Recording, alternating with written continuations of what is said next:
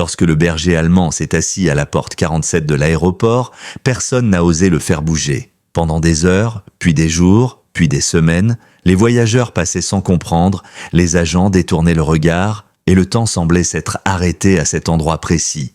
Car ce chien n'attendait pas un vol. Il attendait quelqu'un qui ne reviendrait jamais. Mais ce que personne ne savait, c'est que cette attente allait être brisée. Pas par un ordre, pas par un humain, mais par une toute petite main.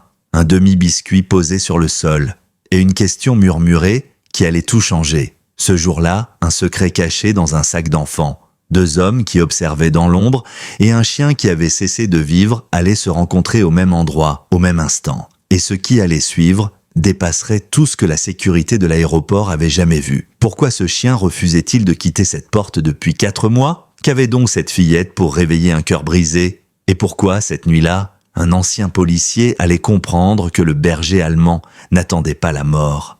Mais une raison de continuer. Reste bien jusqu'à la fin parce que cette histoire ne parle pas seulement d'un chien.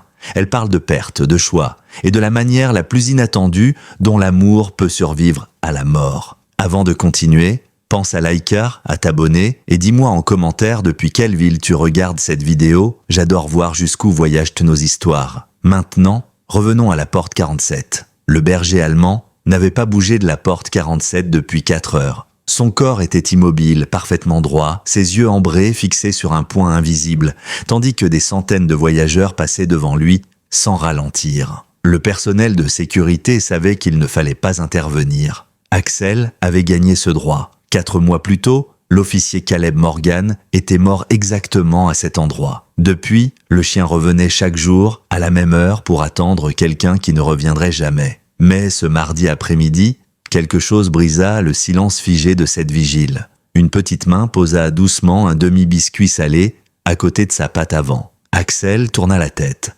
Premier mouvement en 4 heures. Devant lui se trouvait une fillette d'environ 6 ans. Les cheveux roux emmêlés, le dos appuyé contre le mur froid du terminal. Son sac à dos Hello Kitty était usé au coin, trop usé pour son âge. « Vous êtes perdu aussi, monsieur ?» murmura-t-elle, sa voix à peine audible sous le bourdonnement constant de l'aéroport. C'est à cet instant précis qu'Axel remarqua ce que toutes les caméras de sécurité avaient manqué pendant 2 jours entiers. Une petite clé USB déguisée en breloque, attachée à la fermeture éclair du sac, celle que les parents disparus de la fillette avaient dissimulée là. Celle que 2 hommes en costume sombre cherchaient désespérément dans tout le terminal. Et justement, ils avançaient vers elle. Les 2 hommes s'arrêtèrent à environ 6 mètres, faisant semblant de consulter leur téléphone. Axel sentit ses muscles se contracter. Ce n'était pas une réaction de chien de patrouille. C'était plus ancien, plus viscéral. La fillette, elle, ne remarqua rien. Elle était trop concentrée à casser son dernier paquet de biscuits salés en 2 parts parfaitement égales. « Je suis ici depuis dimanche », dit-elle doucement en posant une moitié exactement à 45 cm de la patte droite d'Axel. « Ma maman et mon papa devaient me retrouver ici. Ils arrivaient de Seattle, vol 389, mais la dame au comptoir a dit que leur avion avait atterri ailleurs. » Les oreilles d'Axel pivotaient vers sa voix, mais ses yeux restaient fixés sur les hommes. Ils se séparaient maintenant. L'un se dirigeait vers les toilettes, l'autre vers les distributeurs automatiques. Une manœuvre classique d'encerclement. Puis l'odeur frappa Axel. Sueur nerveuse mêlée à quelque chose de chimique, mauvais. La même odeur que dans la réserve le jour où Caleb s'était effondré. « Tu regardes le vide comme ma grand-mère regarde la chaise de mon grand-père », continua la fillette sans se rendre compte du danger.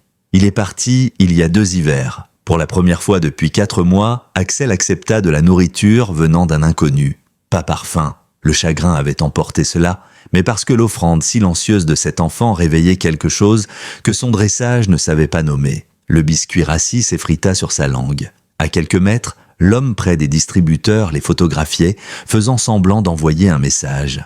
Axel percevait son cœur battre trop vite, trop fort. Bouger signifiait abandonner son poste, rompre la vigile qu'il tenait depuis la fin du dernier service de Caleb à 15h47. La fillette sortit une photo froissée de son sac.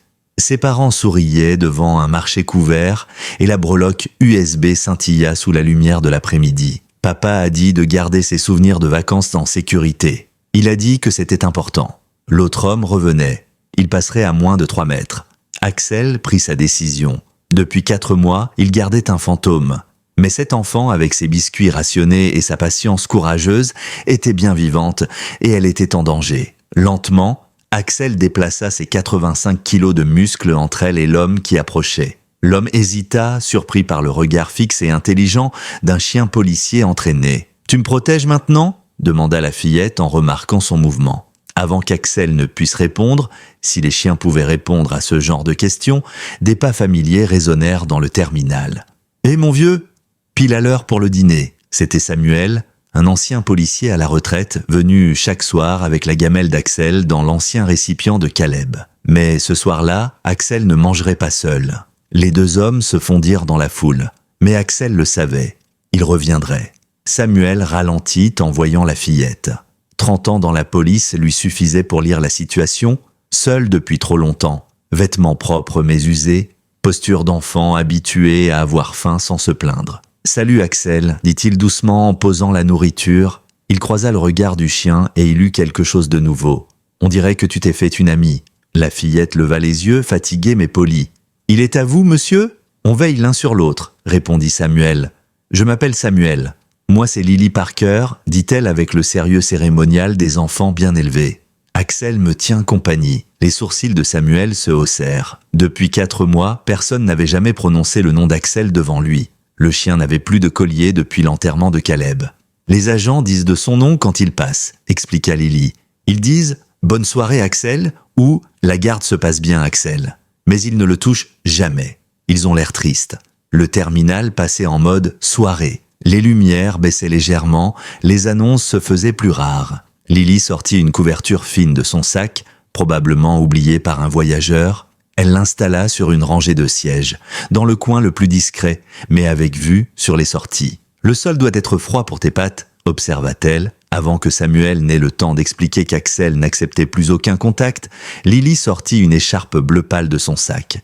Tricotée à la main, douce, un peu usée. « Ma maman l'a faite pour Noël », dit-elle en s'approchant lentement. « Il fait froid quand le soleil se couche. » Axel resta parfaitement immobile. 4 mois sans qu'aucune main ne le touche avec douceur. Samuel retint son souffle. Mais Axel ne bougea pas lorsque Lily passa délicatement l'écharpe autour de son cou, sans serrer. « Voilà, comme ça on a tous les deux chaud. » Un frémissement parcourut le corps d'Axel. Caleb ajustait toujours son collier de cette façon. Confort avant règlement. La respiration du chien changea. Il accepta l'écharpe. Lily retourna à sa place. Axel resta où il était, mais Samuel remarqua la distance qui diminuait lentement. 15 mètres, 12, 10. Quand la nuit tomba complètement, Axel se positionna à moins de 3 mètres, dos au mur, face à toute approche possible. « Tu n'es pas obligé de me garder », murmura Lily, déjà à moitié endormie. « Ça fait 2 nuits que je vais bien. » Mais la posture d'Axel disait le contraire. Ce n'était plus une attente vide, c'était une protection active. Et ce n'était que le début. La nuit s'installa complètement sur le terminal. Les grandes baies vitrées reflétaient désormais l'intérieur comme un miroir fatigué. Et le bourdonnement constant de la journée céda la place à un silence étrange, ponctué seulement par le passage des machines de nettoyage et quelques pas isolés. Lily dormait profondément, roulée en boule sur son siège improvisé, son sac à dos servant d'oreiller. Axel, lui, ne dormait pas une seconde. Son corps était immobile, mais ses sens travaillaient sans relâche. Chaque odeur, chaque mouvement, chaque variation de son était enregistrée, classée, analysée. L'écharpe bleue autour de son cou captait la lumière fluorescente, créant une tache de couleur vive sur son pelage sombre. Un signal discret mais constant, quelqu'un avait pris soin de lui. Samuel s'était installé à une 30aine de mètres, sur un banc, feignant de lire sur son téléphone. En réalité, il observait Axel.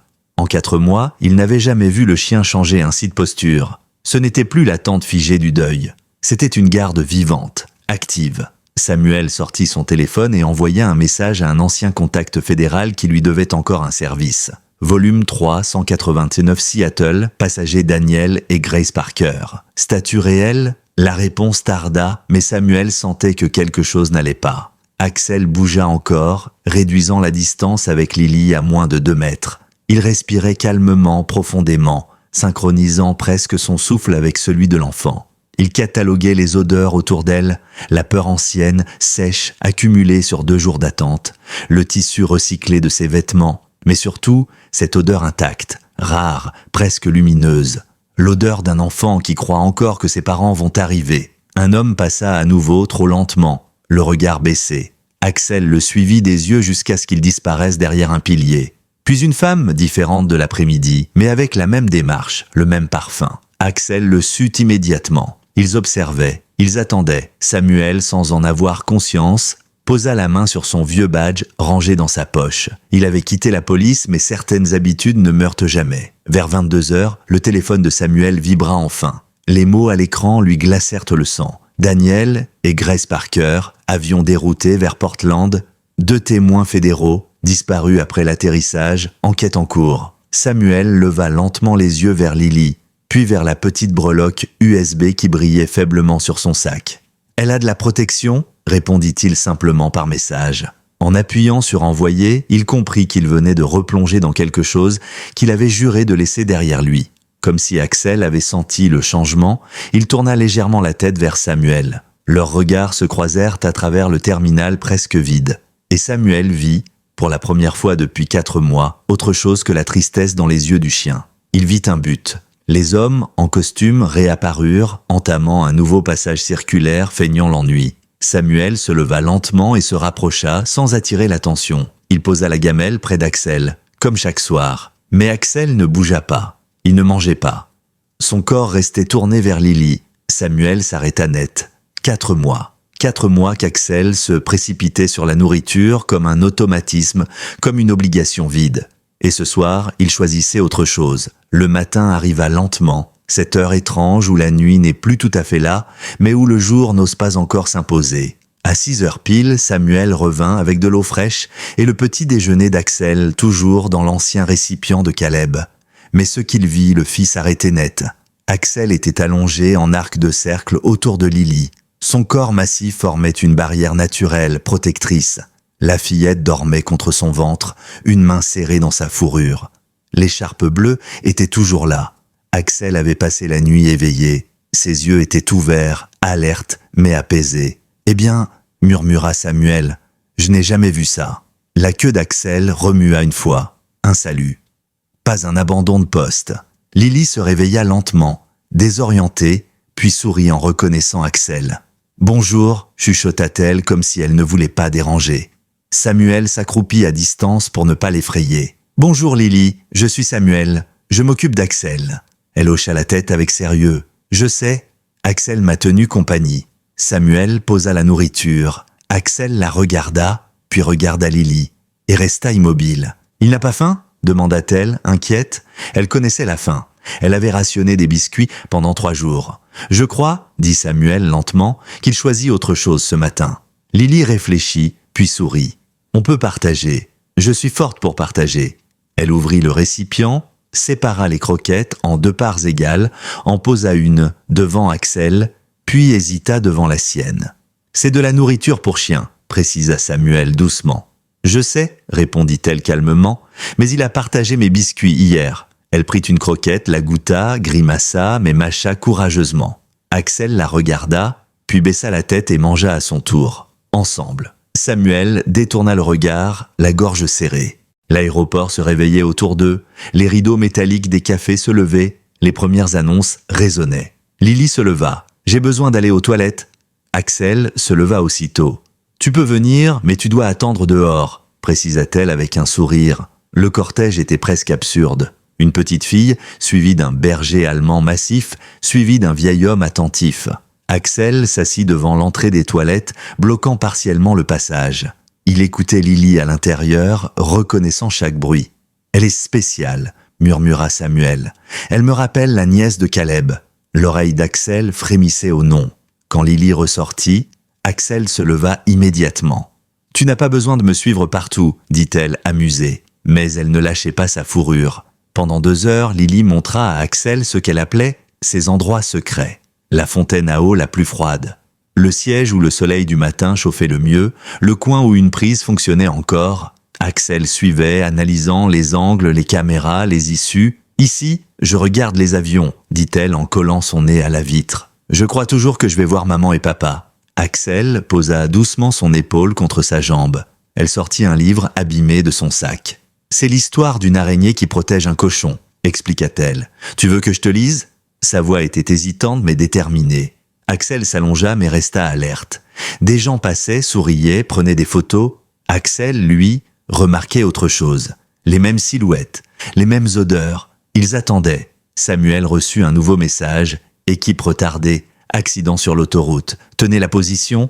Il regarda Lily lire à voix basse, Axel respirant calmement à ses côtés. « On va tenir », murmura-t-il. Vers 11 heures, un homme en uniforme de sécurité s'approcha. Trop neuf, trop parfait. Axel se leva immédiatement. L'homme tendit la main vers le sac de Lily. Axel se plaça entre eux, immobile, inébranlable. « C'est un chien de service ?» demanda l'homme, hésitant. « C'est un chien policier », répondit Samuel calmement. « Et vous n'êtes pas ce que vous prétendez être. » L'homme recula, parlant à voix basse dans son téléphone.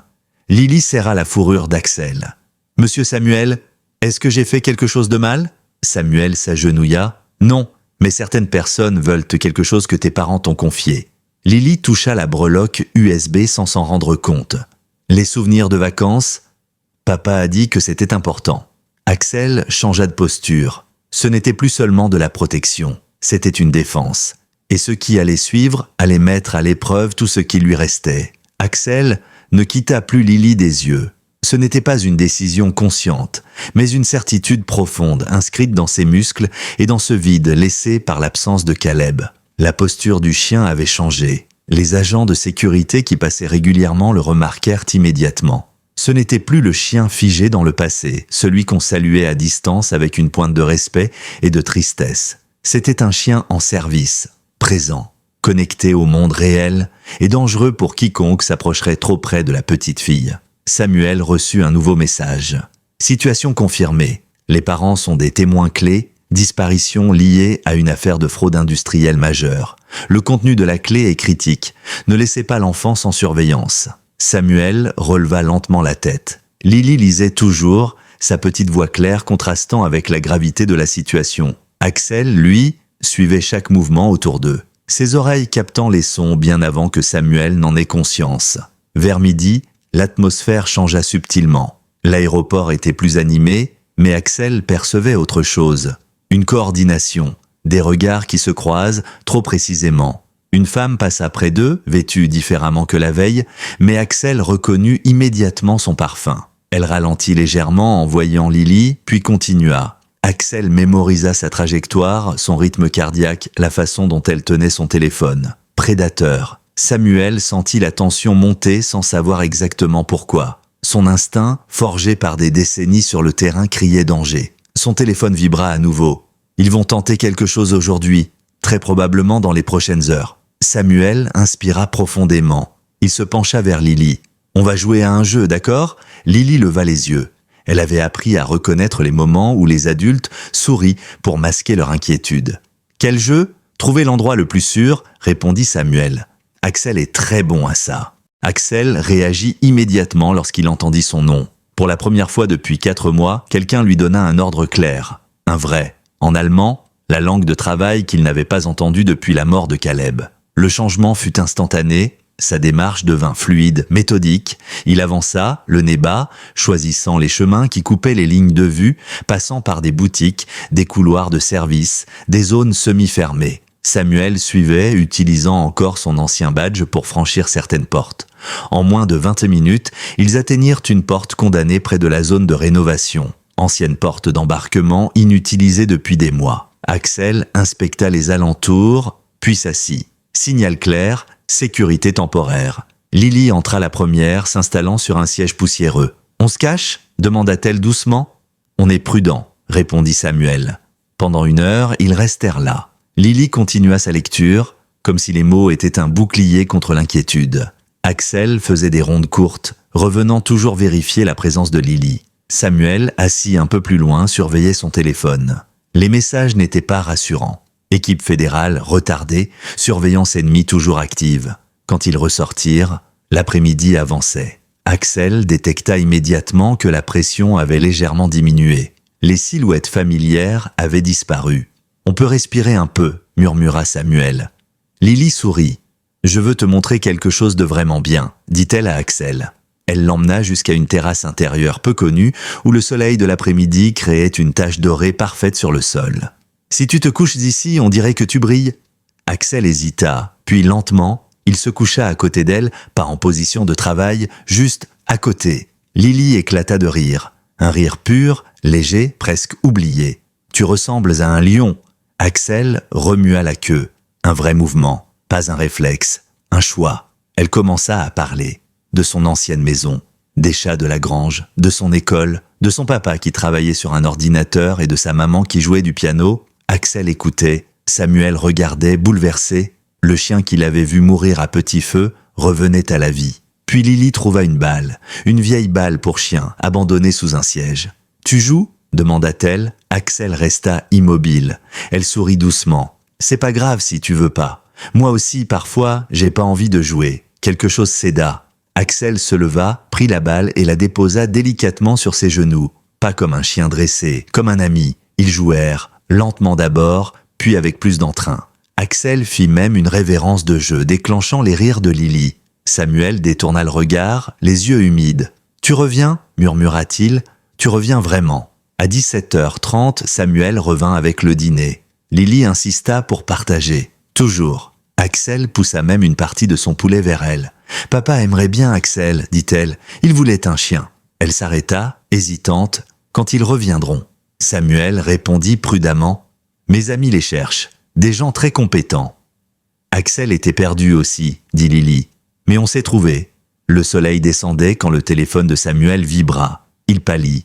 Une photo, 2 adultes ligotés, bâillonnés, un message. « Amenez la fille et la clé. Terminal cargo, ce soir. Seul. » Samuel leva les yeux. Axel était déjà debout, corps tendu, regard dur. Le jeu était terminé. Lily sentit le changement. « Ils arrivent ?» demanda-t-elle. Samuel força un sourire. « On doit bouger. Axel va nous protéger. » Mais Axel savait. Il sentait la peur de Samuel, le rythme de son cœur, l'odeur du danger imminent. Il prit doucement le sac de Lily dans sa gueule, pas pour s'enfuir, pour le sécuriser. Peu importe ce qui allait arriver, il n'aurait pas ce qu'il cherchait. Au loin, une silhouette apparut près de l'ancienne porte 47. Une femme en uniforme de personnel navigant. Trop tôt, trop calme. Axel grogna. Bas, profond. La chasse venait de commencer. La femme en uniforme avançait d'un pas régulier, trop régulier pour quelqu'un censé être en service à cette heure-là. Son sourire était figé, professionnel, calibré. Axel reconnut immédiatement les chaussures, les mêmes que sur les images qu'il avait mentalement gravées depuis la veille. Le même pas, la même odeur artificielle dissimulant quelque chose de plus sombre. Son grognement vibra à travers le sol, presque imperceptible pour les humains, mais suffisamment clair pour Lily, dont les doigts se crispèrent dans sa fourrure. Samuel sentit son téléphone vibrer dans sa poche. Un message bref, brutal. Dernière chance, 30 minutes. Il releva la tête. La femme n'était plus qu'à une dizaine de mètres. « Bonjour », lança-t-elle d'une voix enjouée. « Vous attendez un vol matinal ?» Axel se plaça immédiatement devant Lily, ses pattes solidement ancrées, son corps formant un mur vivant. Il ne montrait pas les dents. Il n'en avait pas besoin. Tout son être disait non. La femme s'arrêta. Son sourire se fissura juste assez pour trahir la surprise. Samuel sentit l'adrénaline envahir ses veines. Son regard chercha instinctivement de l'aide. Et c'est à cet instant précis que le terminal explosa en mouvement. Des portes de service s'ouvrirent. Des silhouettes surgirent derrière les comptoirs, entre les kiosques, des voix fortes, des ordres. La femme tenta de reculer, mais des armes apparurent, braquées sur elle. « FBI, à terre, maintenant !» Lily cria. Un cri court, aigu, paniqué. Axel pivota instantanément, se pressant contre elle, absorbant son corps tremblant, sa peur, le chaos environnant. Samuel se jeta à genoux à côté d'eux, bras ouverts, instinctivement protecteur. « Ça va aller, Lily. Les gentils sont là. » La femme fut plaquée au sol, menottée. À l'autre bout du terminal, 2 hommes en costume tentaient de fuir. Ils furent interceptés avant d'atteindre les sorties. En quelques minutes, la zone fut verrouillée. Le bruit, les voix, les radios crépitantes formaient une tempête sensorielle. Axel restait immobile, solide, son cœur battant calmement contre celui de Lily. Une agente fédérale s'approcha lentement, main bien visible. « Lily Parker, je m'appelle Madame Sarah Coleman. Je suis là pour t'aider. » Elle tendit une tablette. « Il y a quelqu'un qui veut te parler. » L'écran s'alluma, et soudain le monde de Lily se réorganisa autour de deux visages. « Maman, papa ?» Sa voix se brisa, les larmes jaillirent. « Vous êtes là ?»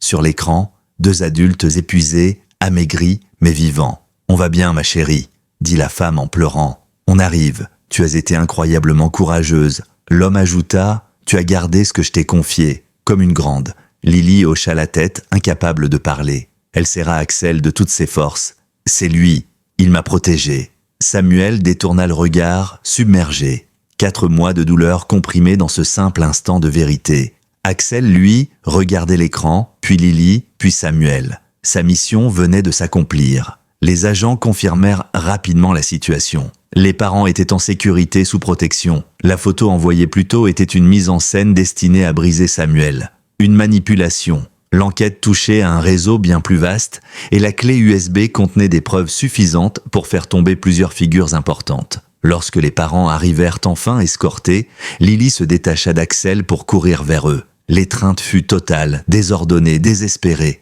Axel fit un pas en arrière, comme s'il savait, comme s'il comprenait que, pour une fois, son rôle prenait fin. Mais Lily revint vers lui aussitôt. « Tu ne peux pas partir, dis-leur !» Elle se tourna vers ses parents. « Il m'a sauvé, il était perdu aussi. » La mère posa doucement sa main sur la tête d'Axel. « Merci, murmura-t-elle. Merci de l'avoir gardé en vie. » Axel ferma brièvement les yeux. Samuel s'approcha. « Axel a perdu son partenaire ici. Il est revenu tous les jours, au même endroit, jusqu'à elle. » Les parents échangèrent un regard silencieux. Quelque chose venait de naître. Pas une solution parfaite, mais une possibilité. Plus tard, alors que le terminal retrouvait lentement son calme, Axel se détourna instinctivement vers la porte 47. L'heure approchait, 15h47. Lily remarqua son mouvement. « C'est important pour toi, hein ?» Elle attrapa son livre et s'assit près de lui, sans poser de questions. Ils restèrent ainsi quelques minutes, puis elle referma le livre. « On peut rentrer maintenant. » Et Axel suivit. Pour la première fois depuis 4 mois, il quitta volontairement son poste. Mais ce qu'il laissait derrière lui n'était plus une tombe, c'était un pont. Les jours qui suivirent passèrent comme dans un brouillard étrange suspendu entre soulagement et fatigue. L'aéroport avait repris son rythme habituel, mais quelque chose avait changé pour ceux qui savaient regarder. Axel ne s'asseyait plus toute la journée à la porte 47. Il s'y arrêtait encore, toujours à la même heure, 15h47 précise. Mais désormais ce n'était qu'une pause, une respiration, un salut silencieux à Caleb, puis il repartait, comme s'il avait compris que l'attente n'était plus le cœur de sa mission. Lily, elle, restait proche, trop proche, diraient certains. Mais personne ne tenta de les séparer. Les agents, les employés, même les voyageurs avaient vu ce lien naître sous leurs yeux. Un lien forgé dans la peur, renforcé par la confiance. Lorsque les parents de Lily furent installés sous protection temporaire dans un hôtel discret, la petite refusa catégoriquement de dormir sans Axel à proximité. Samuel passa plusieurs nuits assis sur une chaise, feignant de lire, pendant qu'Axel montait la garde au pied du lit. C'est Madame Elena Rodriguez, la responsable de la sécurité de l'aéroport, qui posa la première les mots sur ce que tout le monde pressentait. « Ce chien n'est pas seulement en deuil », dit-elle à Samuel lors d'une réunion tardive. « Il est en transition et cet enfant est devenu son point d'ancrage. » Samuel hocha la tête. Il le savait, il l'avait vu, il l'avait senti. 3 jours plus tard, alors que Lily dessinait à une table du terminal, Axel couché à ses pieds, un vétérinaire entra dans la scène comme un fantôme du passé. Docteur Sarah Bennett, celle qui, 4 mois plus tôt, avait sauvé Axel de la mort. Elle s'arrêta net en le voyant. « Ce n'est pas possible », murmura-t-elle. Ce chien avait abandonné. Il était prêt à partir. Samuel sourit tristement. Il a trouvé une raison de rester. La vétérinaire s'accroupit, observa Axel attentivement. Sa posture, son regard, sa respiration. « Ce n'est plus le même animal, dit-elle doucement, mais c'est le même chien. » Lily leva les yeux. « Axel me protège, comme moi je le protège quand il est triste. » La docteure Bennett sentit sa gorge se serrer. Elle comprit. Pendant ce temps, l'enquête avançait. La clé USB, désormais entre les mains fédérales, révélait un réseau complexe de corruption et d'espionnage industriel. Mais un détail glaça Samuel. Lorsqu'il fut révélé, le groupe responsable était lié indirectement à l'incident qui avait coûté la vie à Caleb. La mort n'avait jamais été un accident. Elle avait été la conséquence d'une chaîne de décisions, de silence, de cupidité. Axel, sans le savoir, avait contribué à refermer un cercle inachevé. Les parents de Lily, désormais rebaptisés sous de nouvelles identités, reçurent une proposition inattendue. Rester dans la région, nouveau départ, nouveau travail, nouveau logement. Une façon de ne pas arracher Lily à ce qu'elle avait construit malgré elle. Lorsque Samuel entendit la nouvelle, il sut immédiatement ce que cela signifiait. « Il va rester », murmura-t-il en regardant Axel. « Pas pour moi, pour elle. » Lily apprit vite les nouvelles règles. Axel avait besoin de routine, mais pas d'isolement. Elle l'accompagnait parfois lors de ses rondes symboliques, tenant son livre contre elle, marchant à son rythme. À 15h47, elle s'asseyait toujours avec lui. 5 minutes, pas plus, pas moins. Puis elle se levait et disait « On peut y aller maintenant ». Et Axel obéissait, toujours. Un soir, alors que Samuel raccompagnait Axel après une longue journée, Lily posa une question qui fit mal et bien à la fois. « Samuel, pourquoi Axel était si triste avant ?» Samuel hésita, puis répondit avec honnêteté « Parce que quelqu'un qu'il aimait est mort, et qu'il pensait que son travail était fini. » Lily réfléchit longtemps, puis déclara « Mais protéger, ça finit jamais. Ça change juste. » Cette nuit-là, Axel dormit profondément, sans sursaut, sans se lever à chaque bruit. Son oreille restait tournée vers la porte de Lily, non par peur, par engagement. Les semaines passèrent, Axel fut officiellement intégré à un programme expérimental de soutien émotionnel pour voyageurs anxieux et enfants perdus. Mais sous son gilet officiel, il portait toujours l'écharpe bleue. Personne n'osa jamais lui demander de l'enlever, elle n'était pas un accessoire, c'était un symbole. Un après-midi, Lily arriva en courant avec un papier froissé. « Regarde, j'ai eu la meilleure note !» C'était un devoir intitulé « Mon héros ». Au centre, un dessin maladroit, un grand chien, une petite fille et une écharpe bleue flottant comme un drapeau. Axel observa le dessin puis posa doucement sa patte sur la feuille. Lily éclata de rire. « Tu vois, même toi, tu l'aimes !» Samuel, observant la scène, comprit enfin ce que Caleb avait essayé de lui dire autrefois. « Les chiens ne comprennent pas la mort comme nous. Ils comprennent l'absence, et ils cherchent instinctivement ce qui peut remplir cet espace. » Axel n'avait pas remplacé Caleb. Il avait agrandi son cœur, et ce cœur battait désormais pour protéger les vivants. Le programme fut officialisé un matin de pluie fine, de celles qui rendent les vitres opaques et les couloirs plus silencieux qu'à l'ordinaire. Axel reçut un nouveau gilet, sobre, bleu foncé, avec une identification officielle. Mais sous le tissu réglementaire, l'écharpe de Lily restait visible, dépassant légèrement sur le côté. Les agents le remarquèrent, mais aucun ne dit rien. Certains symboles n'ont pas besoin d'autorisation. Lily, elle, avait repris l'école. Une école temporaire, sous un nom temporaire, dans un quartier calme, à quelques kilomètres de l'aéroport. Les premiers jours furent difficiles, nouvelles règles, nouveaux visages, nouveaux silences. Mais chaque après-midi, à 16 heures précises, elle savait qu'Axel l'attendrait. Parfois au terminal, parfois devant le petit magasin de souvenirs où travaillait désormais sa mère. Cette certitude rendait le reste supportable. Axel avait adopté une nouvelle routine.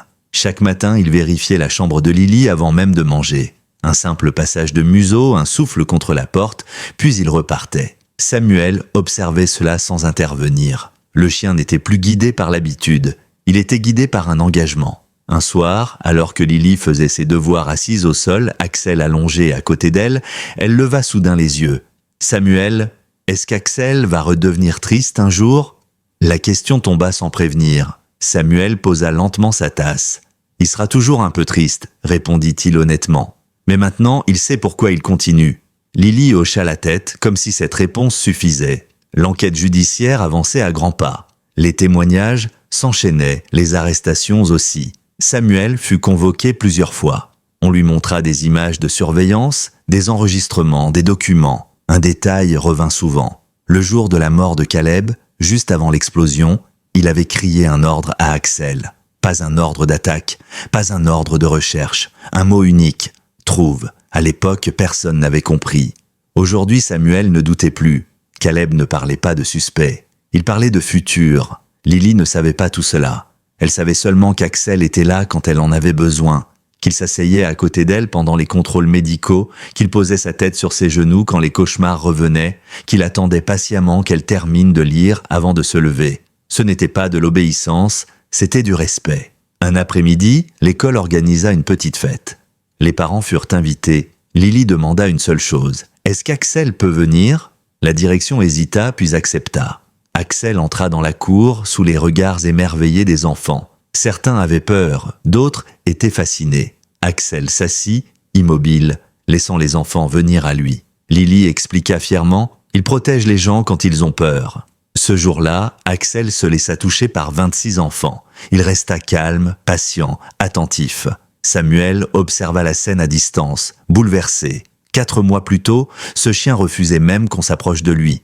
À 15h47, Axel s'immobilisa soudain. Lily remarqua le changement. Elle posa sa main sur son cou. « On peut attendre un peu », dit-elle doucement.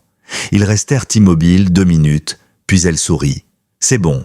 Axel se releva. Le soir, alors qu'il rentrait, Lily posa une nouvelle question. « Samuel, quand Axel sera vieux, qui va le protéger ?» Samuel sourit tristement. « Peut-être quelqu'un que tu aideras à ton tour. » Lily réfléchit puis déclara « Alors il devra m'apprendre. » Cette nuit-là, Axel fit un rêve. Ce n'était pas un rêve de perte, c'était un souvenir. Caleb marchant à ses côtés, sans urgence, sans tension, juste la présence. Quand Axel se réveilla, il n'était pas seul. Lily dormait paisiblement dans la pièce d'à côté. Le futur respirait. Et quelque part, sans que personne ne le sache encore, une décision silencieuse venait d'être prise. Axel ne serait pas le dernier. Ce qu'il vivait allait devenir un modèle. Une preuve que la fidélité ne s'éteint pas avec la mort. Elle se transforme. Le changement ne se fit pas d'un coup. Il s'installa lentement comme une marée silencieuse qui finit par redessiner tout le rivage. Axel ne cessait pas d'être un chien de travail, mais son travail avait changé de nature. Il ne traquait plus uniquement les menaces visibles. Il sentait désormais les fissures invisibles, les peurs muettes, les silences trop lourds. Les agents fédéraux appelèrent cela de l'intuition canine avancée. Samuel appelait ça autrement. Il disait simplement qu'Axel avait appris à écouter autrement. Lily, de son côté, grandissait. Pas seulement en taille, mais en présence. Elle avait compris quelque chose que peu d'adultes saisissent aussitôt. Certaines blessures ne se ferment pas, elles se portent. Elle avait vu Axel s'arrêter parfois au milieu d'un couloir figé sans raison apparente. Elle ne posait jamais de questions. Elle s'asseyait à côté de lui. 5 minutes, toujours 5 minutes. Puis elle se levait, comme on referme un livre délicatement. Axel suivait. Un soir, alors que Samuel classait de vieux papiers, Lily trouva une photo glissée dans un tiroir. Caleb, plus jeune, souriant, une main sur la tête d'Axel. Elle la regarda longtemps. « C'était lui », dit-elle doucement. Samuel hocha la tête. « Oui, c'était son premier humain. » Lily réfléchit. « Et moi je suis la deuxième. » Samuel voulut corriger, dire que personne ne remplace personne. Mais il se tut. Lily avait raison à sa façon. L'amour ne se divise pas. Il s'ajoute. Les audiences judiciaires commencèrent. Axel ne fut pas autorisé à entrer dans les salles. Mais son nom revenait souvent. Le chien, disait-il. Le chien qui n'a pas lâché. Les preuves, recueillies grâce à la clé USB, permirent de remonter une filière entière. Lorsqu'un procureur mentionna que l'affaire avait été résolue grâce à une chaîne de fidélité improbable, Samuel sourit amèrement. Il savait que ce n'était pas improbable, c'était inévitable.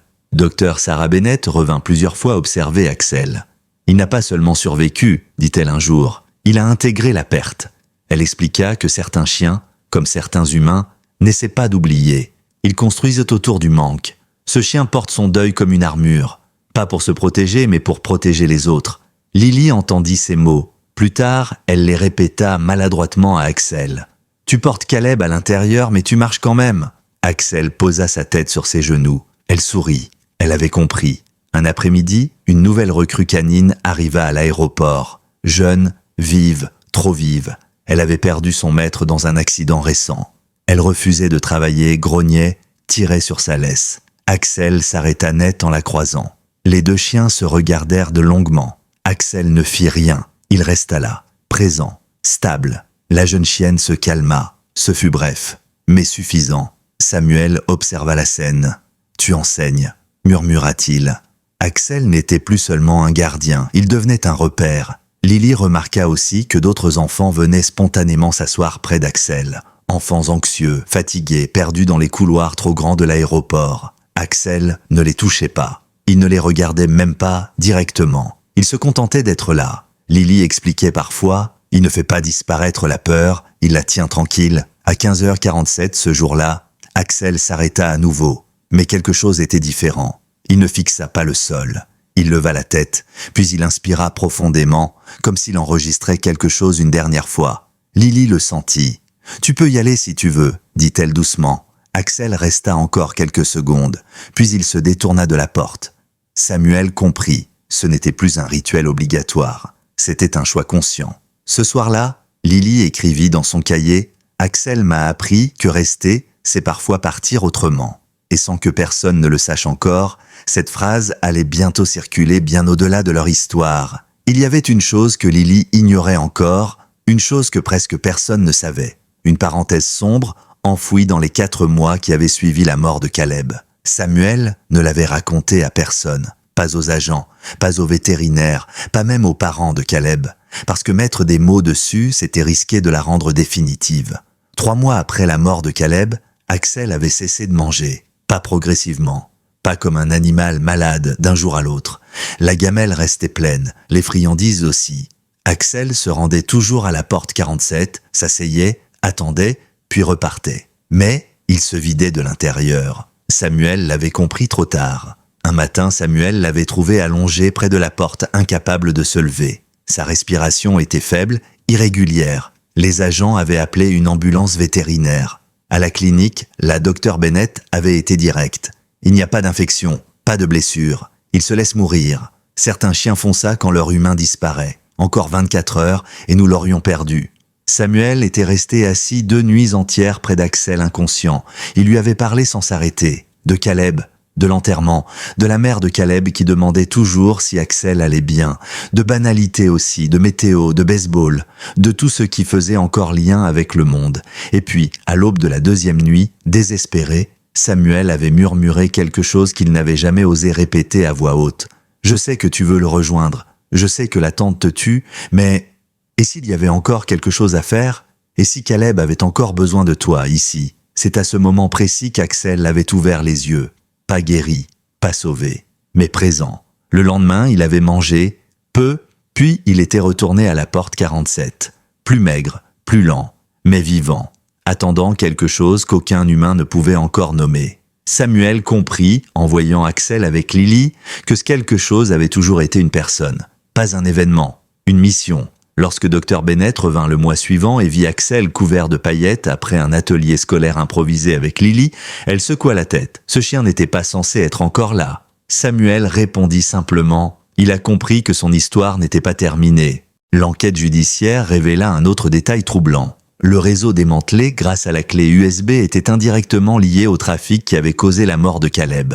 Les responsabilités ne se recoupaient pas parfaitement, mais suffisamment pour que le cercle se referme. Axel, sans le savoir, avait contribué à une justice que son partenaire n'avait jamais vue. Lily ne comprenait pas tout cela. Elle comprenait autre chose, elle comprenait qu'Axel respirait différemment quand elle était là, qu'il dormait vraiment, qu'il mangeait sans urgence, qu'il jouait parfois maladroitement, comme s'il redécouvrait ce que cela voulait dire. Un soir, alors qu'il marchait lentement dans un couloir presque vide, Lily demanda « Samuel, est-ce qu'on arrête un jour d'attendre les gens qui sont partis ?»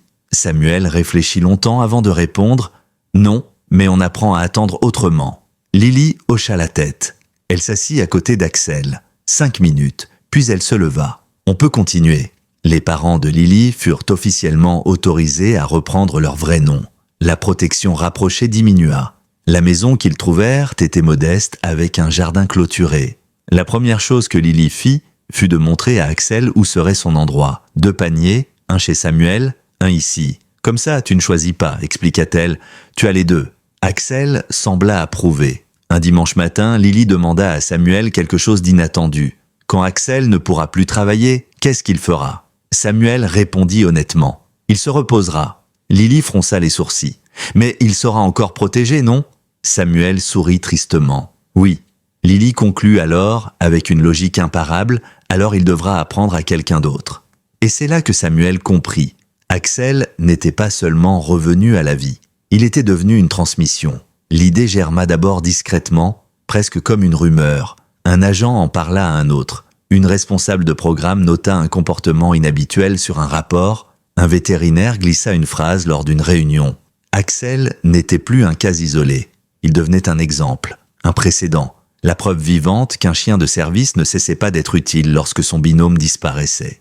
Il changeait simplement de rôle. Madame Elena Rodriguez convoqua Samuel un matin dans son bureau vitré surplombant le tarmac. Les avions défilaient derrière elle comme un rappel constant de tout ce qui partait et de tout ce qui revenait. « Nous voulons lancer un programme pilote », dit-elle sans détour, pour les chiens ayant perdu leur maître en service. Thérapie, accompagnement, médiation. Nous voulons l'appeler le programme Morgan. Samuel sentit sa gorge se serrer. Le nom de Caleb n'avait pas été oublié. Il avait attendu son heure. Axel, pendant ce temps, dormait profondément dans la salle d'attente, la tête posée sur les genoux de Lily. Elle lui lisait à voix basse, son doigt suivant les lignes. Ce rituel n'avait rien de spectaculaire, mais il attirait l'attention. Les gens ralentissaient, certains s'arrêtaient, certains pleuraient sans comprendre pourquoi. Axel, sans lever la tête, offrait une présence stable, une ancre. Les premiers résultats du programme furent de presque immédiats. Des voyageurs anxieux demandaient à s'asseoir près de lui. Des enfants perdus se calmaient en quelques minutes. Axel ne faisait rien de particulier. Il n'avait plus besoin d'ordre. Il avait intégré une vérité simple. Être la suffit parfois. Lily participa sans vraiment s'en rendre compte. Elle expliquait aux autres enfants qu'Axel n'était pas là pour jouer, mais pour tenir la peur tranquille. Cette phrase fut reprise dans un rapport officiel, puis dans un article interne, puis dans une formation. Samuel observa Axel travailler avec une nouvelle chienne arrivée récemment. Elle avait perdu son maître dans un accident de voiture. Elle tremblait, refusait de s'asseoir, haletait sans raison. Axel s'installa à côté d'elle, immobile, silencieux. 10 minutes plus tard, la chienne s'était couchée. Samuel détourna le regard. Il n'y avait rien à ajouter. Lily commença à tenir un carnet, un vrai journal. Elle y écrivait ce qu'elle observait. Axel regarde toujours les portes avant de se détendre. Axel respire plus lentement quand quelqu'un pleure. Axel ne grogne jamais, mais tout le monde comprend quand il dit non. Un jour, elle ajouta « Axel n'a pas peur de la tristesse. Il sait où la poser. À l'école, son exposé fit pleurer la maîtresse. Il s'appelait « Mon héros n'est pas un humain ». Sur l'affiche, un dessin simple, un chien, une petite fille, une écharpe bleue. En bas, une phrase écrite de travers « Être brave, c'est rester quand on pourrait partir ». Le directeur demanda à partager le texte lors de l'assemblée de fin d'année. Axel assista à la présentation. Il resta assis, calme, pendant que Lily parlait devant des dizaines d'adultes. Quand elle termina, elle descendit de l'estrade et posa sa main sur son cou. Axel leva les yeux vers elle, un regard plein, complet. Samuel comprit alors que le chien n'était plus défini parce qu'il avait perdu, mais parce qu'il transmettait. Le soir, Samuel reçut un appel des parents de Caleb. Ils avaient vu un article interne circuler. Ils voulaient venir, pas pour pleurer, pour voir. Lorsqu'ils arrivèrent, Axel les reconnut immédiatement. Il s'approcha lentement, respectueusement. La mère de Caleb posa une main tremblante sur sa tête. « Il est heureux », murmura-t-elle, « différent, mais heureux ». Samuel hocha la tête. Il a trouvé sa continuité. À 15h47, ce jour-là, Axel s'arrêta comme toujours. Lily était là. Elle s'assit à côté de lui. Ils ne parlèrent pas. Le silence était suffisant. Après 5 minutes, Lily se leva. « On peut rentrer ». Axel se leva immédiatement. Ce soir-là, Lily écrivit dans son carnet « Axel m'a appris que l'amour ne disparaît pas. Il change de forme. Et ce que ni Lily, ni Samuel, ni Axel ne savaient encore, c'est que cette phrase allait bientôt voyager bien au-delà de leur petite histoire, inspirant d'autres binômes, d'autres reconstructions, d'autres renaissances. Le temps passa sans bruit, comme il le fait quand les blessures cessent de saigner mais continuent de rappeler leur présence. Lily eut 8 ans. Elle perdit une dent de devant, gagna quelques centimètres, et cette façon très particulière qu'ont les enfants qui ont traversé trop tôt quelque chose de grave. Une maturité douce, jamais triste, mais attentive. Axel vieillissait aussi à sa manière, pas plus lent, pas moins vigilant, simplement plus profond. Ses mouvements étaient économes, réfléchis. Chaque décision semblait peser par l'expérience. Samuel, lui, ressentait le poids des années plus nettement. Ses genoux le faisaient souffrir, ses mains tremblaient parfois quand il se levait trop vite. Un soir, autour de la table de la famille Parker, il posa sa tasse et soupira. « Je ne tiendrai pas éternellement », dit-il simplement. Le silence qui suivit n'était pas inquiet, il était respectueux. Daniel et Grace échangèrent un regard. Cette conversation, ils l'avaient anticipée. Quelques semaines plus tard, ils lui proposèrent officiellement de s'installer dans la petite dépendance qu'ils faisaient construire au fond du jardin. Pour être plus près, dirent-ils. Samuel sourit. Il savait tout ce que cela signifiait vraiment. Ce n'était pas de la logistique, c'était de la famille. Axel accepta ce changement avec une sérénité désarmante. Il inspecta les lieux, marqua les périmètres, puis s'installa comme s'il avait toujours vécu là. Chaque matin, il vérifiait la chambre de Lily avant toute chose. Chaque soir, il se plaçait là où il pouvait voir sa porte. Pas par peur, par promesse. Le programme Morgan fut officiellement lancé 6 mois après l'affaire. 3 chiens y furent intégrés dès le départ. Tous avaient perdu leur maître en service. Tous présentaient des signes de retrait, de fixation, de refus de contact. Axel devint leur référence silencieuse. Il ne jouait pas au chef. Il n'imposait rien. Il montrait et les autres suivaient. Un formateur nota dans un rapport interne « Le chien Axel semble fonctionner comme un point d'ancrage émotionnel. Les autres chiens calquent inconsciemment leur rythme sur le sien. » Lily, en lisant cette phrase par-dessus l'épaule de Samuel, commenta simplement « Il leur montre que c'est possible de rester. » Les visites de Nathan, enfin de Caleb, continuèrent aussi. Ses parents venaient parfois s'asseoir dans la boutique de souvenirs, regardant Axel travailler avec Lily non loin. Ils ne parlaient pas beaucoup, ils regardaient, et cela leur suffisait. « Il continue », avait dit un jour la mère de Caleb. À sa façon, un après-midi d'automne, Lily rentra de l'école plus silencieuse que d'habitude. Axel le sentit immédiatement. Il se leva, posa doucement sa tête contre son ventre. Elle s'assit par terre, l'entoura de ses bras. « Une fille de ma classe a perdu son papa », murmura-t-elle. Je ne savais pas quoi dire. Axel resta immobile, présent. Lily comprit. Je pouvais juste rester avec elle. Ce soir-là, Lily écrivit dans son carnet « Axel m'apprend à aider sans réparer ». À 15h47, Axel continuait de s'arrêter. Mais parfois, Lily n'était pas là. Ces jours-là, Axel s'arrêtait quand même. 2 minutes, parfois 3, puis il repartait seul. Samuel observa cela avec une émotion étrange. Le rituel ne dépendait plus de la présence de Lily. Il était intégré, digéré, transformé. Un soir, alors que la maison était calme, Lily posa une question qui resta suspendue dans l'air. « Samuel, quand Axel partira un jour, est-ce que ça fera aussi mal ?» Samuel ne répondit pas tout de suite.